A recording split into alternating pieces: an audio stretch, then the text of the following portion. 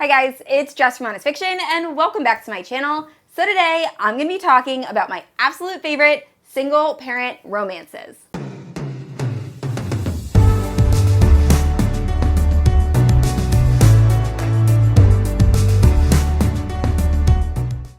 Alright guys, so I never thought of myself as being someone who was really a fan of the single parent romance trope. Now, I've read a lot of books that feature it, but I've never been drawn to those type of books. However, I've read 8 so far this year and I've really enjoyed them. So those are the books I'm going to be talking about. Now, if you're unfamiliar with my channel, I post new videos every Thursday and Sunday. If you haven't yet, please like and subscribe. You can also hit the notification bell to be notified whenever I post new bookish content. You can also check out my Instagram and Goodreads, both linked down below. With all that out of the way, let's talk about these single parent romance rocks. Alright, so I'm going to start off with one of my top reads of August. It's actually what inspired me to do this video. I love this book so much. It is Meet Me Halfway, and this is by Lillian T. James. So this is like a grumpy sunshine single parent romance, and we're following Madison, and Madison ended up having her son at a very young age. But she is fiercely independent. She is working 3 different jobs and going to school, just trying to make the best life for her and her son. Unfortunately, there were people out there that are just miserable human beings. So we have the people at her work who are kind of taking advantage of her because she has to take these shifts that no one else wants just because she needs the money. You also have an employee that tries to SA her and take advantage of her. But then you also have the moms at her son's school that are judging her without knowing her just because she had her son at a young age. So I think this book did a very good job of highlighting the struggles as a young parent. So then one of the people that are judging her in the very beginning is her grumpy neighbor, and he eventually starts to watch her and sees how strong she is and how she's doing absolutely everything she possibly can to take care of her son. So eventually a relationship soon blossoms, and this was just such an emotional and just great read. I really enjoyed it. I will say, there was an unexpected spicy time at the very end of this book. This book is not spicy at all, so I did not see that coming. I was here for it, but it just kind of came out of nowhere. But overall, I love the relationship, and I highly recommend if you want a grumpy, sunshine, single-parent romance. Alright, so next up I read 1% You. So this was actually recommended to me by Caitlin from The Love Librarian. She saw that I really enjoyed Meet Me Halfway, and said she heard 1% You was very similar, and it very much is. I would definitely pitch this book as like a spicier version of Meet Me Halfway. So we're following Hadley, and she is this young single mother of 2. So in the very beginning of the story, we find out that Hadley's boyfriend has been cheating on her with her cousin. So now Hadley moves into this kind of low-income apartment, and she's just trying to get by. Her entire life has pretty much been shattered. She thought she was going to be with her boyfriend forever, and now she's trying to take care of 2 young children. So right off the bat, she ends up meeting Elijah, who's this guy that is covered in tattoos and is just super grumpy. And he is very rude to Lucy, her daughter. So she immediately is not okay with this guy. Unfortunately, he keeps popping up.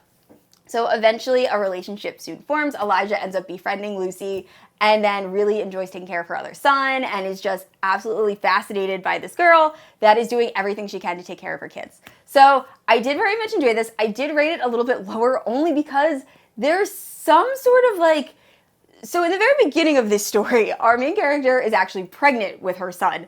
And for some reason, Elijah, the love interest, is just fixated and fascinated by her breast milk. And it was just wasn't about it. It was just weird to read. So I didn't love that. The spicy scenes were not it for me. But the story overall was adorable, especially when Elijah is interacting with Hadley's kids. It was so cute. So if you want a spicy single parent romance, I highly recommend 1% You. Alright, so this next book isn't actually a single parent romance, but it does have single parent vibes, and I'll kind of explain as I go. So Come Back For Me by Corinne. This is part of the Arrowwood Brothers series. I've only read this book, but I really enjoyed it. It's following Connor, and he ends up being raised by a guy that isn't so great. So him and his brothers decide that they are never going to go back to their hometown. So Connor ends up spending the night with somebody the last night before he's deployed, and he ends up getting that girl pregnant. So now he's deployed for, I believe it's 7 to 10 years, and the father ends up dying. So Connor and his brothers go back to this farmhouse to try to figure out how they're going to sell it. So there's something in the father's will that says all of the brothers have to live in this farmhouse for a certain amount of time before they can sell it. So Connor ends up being the lucky one that gets to stay there first. So while he's staying there, he sees this adorable little girl. She's stuck in a tree, helps her out, takes her home, and he sees Ellie, the girl he slept with on his last night before he was deployed. So she is now married, and she's living in his hometown, And we find out that Ellie's husband is abusive. So there's trigger warning for domestic abuse. And he has these very strong protective instincts.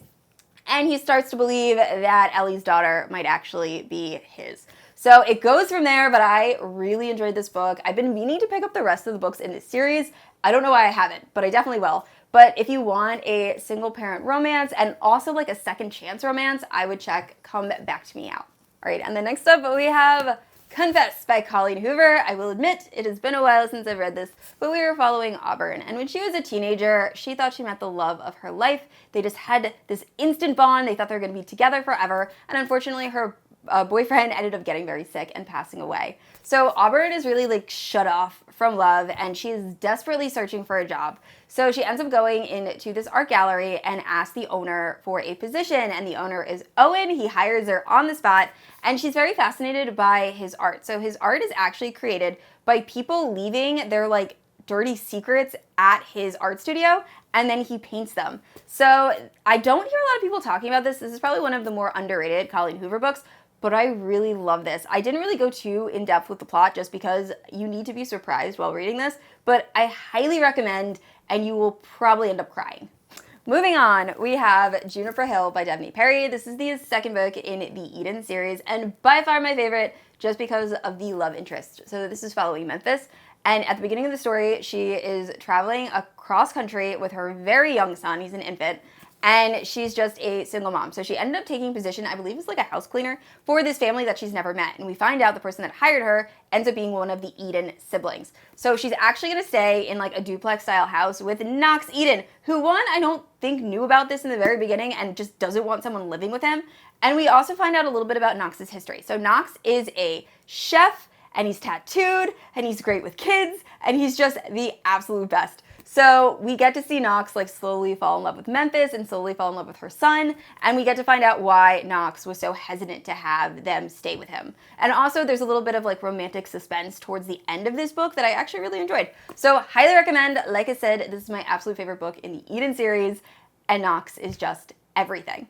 All right, so next up we have Fallen Embers by Cowles. This is the second book in the Tattered and Torn series. So this is following Hadley and Calder. So Hadley grew up in this house that was very protective of their kids. So one of their children ended up being kidnapped. She was eventually returned, but the mother now just has a lot of anxiety about her kids, almost like to a toxic degree. So Hadley has just kind of felt suffocated growing up. So her brother's best friend actually taught her how to mountain bike, and she found that very freeing, and she kind of grew up to be a bit of a daredevil. So then you have Calder, who's the brother's best friend, and he ended up having 2 children, ended up getting married, and then his wife ended up, I think she was into like substance abuse, ended up putting her 2 daughters in danger. So he ended up divorcing her, and now he is raising his 2 daughters. So it's Hadley and Calder's relationship. And while it wasn't one of my favorites in the Tattered and Torn series, I did really love seeing Hadley bond with Calder's 2 kids, and it was just a very cute dynamic. So I highly recommend, if you want a single father romance, check out the Tattered and Torn series. Next up is another single father romance. We have Misconduct by Penelope Douglas. So this is following Easton, and Easton used to be a star tennis player. However, she ended up quitting the sport for some unknown reason. So now she's a teacher. So prior to the school year starting, her and her brother go to this party in New Orleans, and she sees this very attractive guy, and they have instant chemistry. However, nothing ends up happening that night, and she doesn't even get his name. So then we jump into the future. She's at work, in school, it's back to school night, and in walks that attractive guy and his son. So the guy ends up being Tyler, and his son is going to be in Easton's class. So right away, they are very concerned, but they end up forming kind of a relationship. They're not dating, but they are hooking up. And I just love the fact that they both care so much about Tyler's son. Like, they want to make sure that their relationship isn't going to impact him negatively in any way. And this was just a very fun story. I will say, not my favorite Penelope Douglas book. I kind of wish I had read it physically. I wasn't a huge fan of the audio narrators, but still a very fun time. All right, and last up, we have All Roads Lead Here by Mariana Zapata. I completely forgot this was a single parent romance until I was like going through Goodreads, and I was like, oh, this is perfect. So this is my absolute favorite MZ book. It is glorious. It is following Aurora. In the beginning of the story, she is going through a divorce, with her husband of 10 plus years. So we find out that her mother actually disappeared when she was a child while hiking, and Aurora, after this divorce, is kind of trying to find herself and decides she's gonna go hike all the trails that her mother loved. So she rents an Airbnb at her hometown, not realizing that the person that listed it isn't actually the owner, but his teenage son. So when she gets there, the owner is obviously very upset, but he allows her to stay. And it is such like a grumpy sunshine romance. And I just love that the love interest in this is like brooding, and he takes care of her even though he really doesn't want to in the beginning. But it was so fun. I flew through this book. This was also the first MZ book I ever read. But definitely check it out if you want single father, age gap, grumpy sunshine. This is it. All right, guys, those are all my favorite single parent romances. Please let me know down in the comments below, what is your absolute favorite single parent romance? I love getting recommendations from you guys. And I said this already, I post new videos every Thursday and Sunday. And if you haven't yet, please like and subscribe. I will see you all next week. Bye.